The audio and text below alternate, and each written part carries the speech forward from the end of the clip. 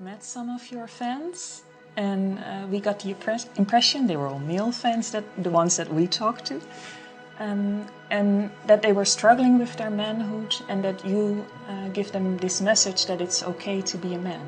It's not okay. It's necessary. What the hell are we going to do without men? You look around the city here, you see all these buildings go up. These men, they're doing impossible things. They're under the streets, working on the sewers. They're up on the power lines in the storms and the rain. They're keeping this impossible infrastructure functioning. This thing that works in a miraculous manner. They work themselves to death, and often literally. And the gratitude for that is sorely lacking, especially among the people who should be most grateful.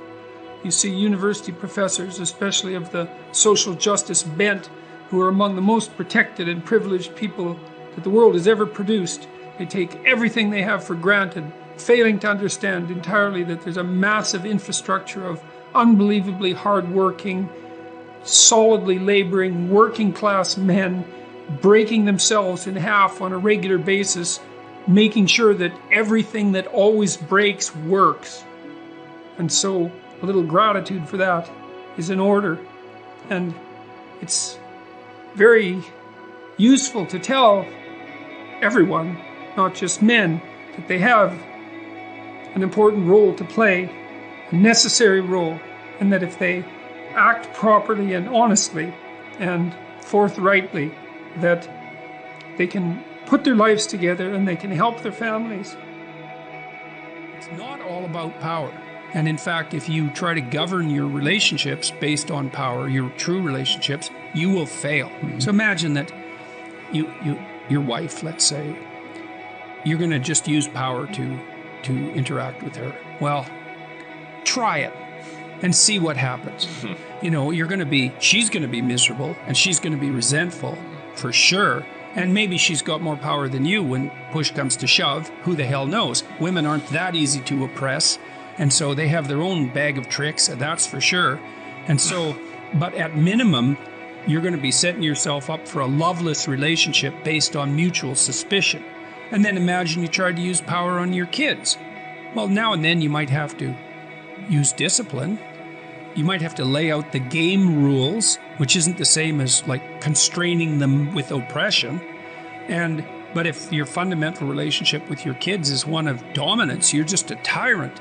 And then if you try using that on your friends, well, first of all, you won't have any friends. The best you'll ever manage is henchmen, and they'll only be around you because they think they can get something out of your power. So they're the worst kind of friend because they're not even confident enough bullies to be bullies on their own. They have to hide behind another bully and be sub-bullies, and that's a dismal outcome. And then if you use power in your business relationships, it's like no one's going to be aligned with you, and the first time you make a mistake and you show any sign of weakness, your so-called business associates that you've just dominated because you have the power, they're just going to stab you in the back and leave. So it's a preposterous theory. It doesn't even work for chimpanzees. So the best work that's been done on chimps so far has been done by Franz de Waal. De Waal has been studying chimpanzees for 3 decades, and he's written a series of books about the emergence of proto-morality in chimpanzees. Now, chimps have to live in a social group, and for decades, and they have, you might as well call them friendships, because that's the closest analog, and they have to maintain those friendships. And they can't maintain them by dominance because, well, then obviously it's not a friendship. They have to maintain it by mutual grooming and caretaking. And so what de Waal has shown is that the alpha chimp, so you think of the alpha chimp as the roughest, toughest chimp in the troop, you know, he's banging on sticks and threatening everybody, and he clambers his way up the hierarchy just like the Marxists would assume, and he establishes sexual superiority and propagates his genes. And the truth of the matter is, that's better than being weak and useless and dying, but it's not nearly as good as being genuinely reciprocal. And so what de Waal has shown is that sometimes the alpha chimp male is the smallest male in the troop, so that's pretty damn interesting.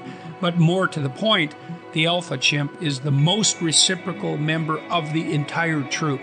So he's keeping track of his social relations. He's grooming his friends. They're interacting constantly. Like, he's maintaining social relationships like mad. And there's two advantages to that, apart from the fact that he attains a certain degree of a reverence, let's say, an authority, and some preferential sexual access. So it's a good biological strategy.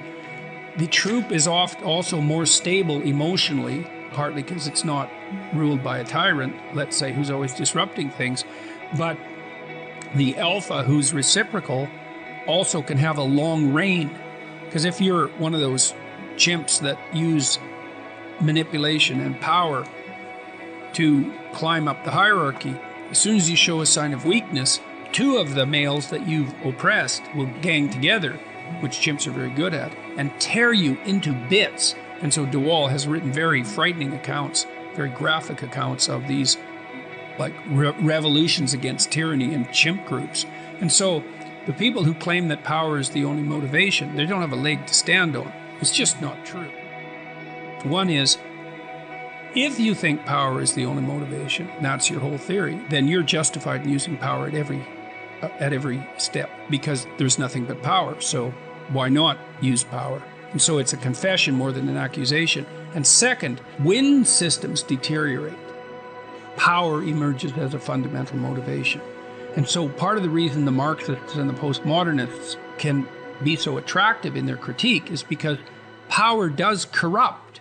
And so whenever you look at any enterprise, social enterprise, any family structure, even any relationship someone has with themselves, you can say, well, look, to some degree you're corrupted by misuse of power.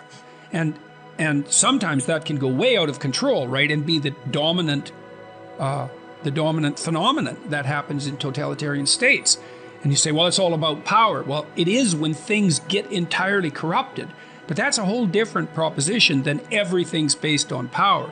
It's more like, well, hold it, everything corrupt is based on power, but not everything is corrupt. At some point, we weren't linguistic creatures at all, right? We separated from the common ancestors between us and chimpanzees about 6 million years ago.